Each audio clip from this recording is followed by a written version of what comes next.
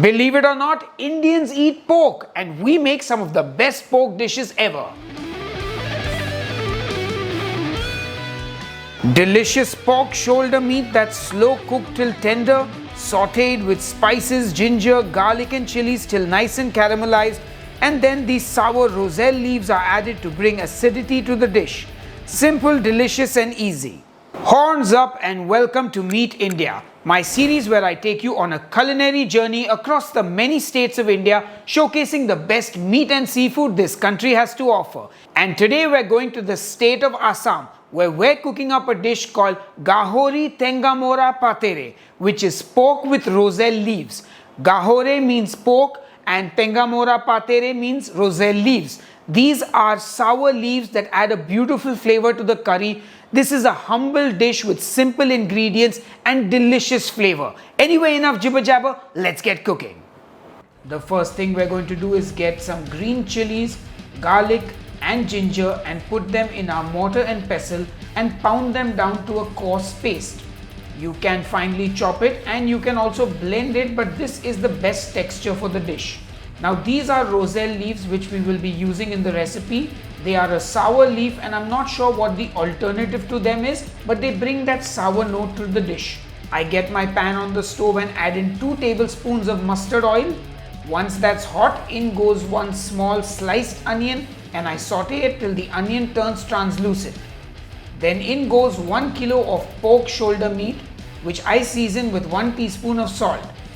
Saute the pork for a few minutes before adding in 1 cup of water and covering and cooking for 30 minutes till the pork is almost cooked through.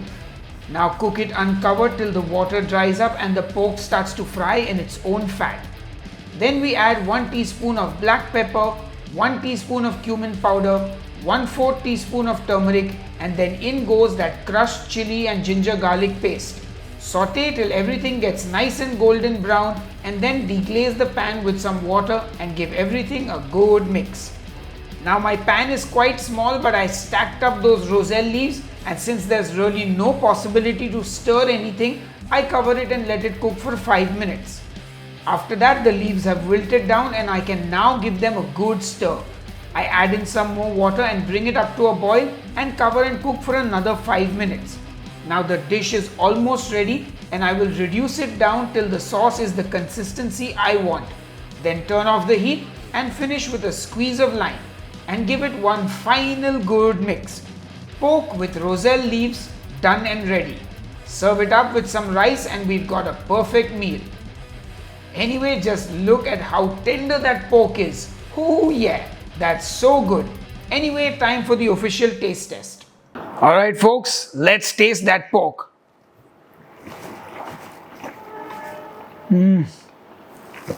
Wow. This is the first time I'm eating Roselle leaves and just wow. The beautiful lemony, citrusy flavor balances so well with the fatty pork.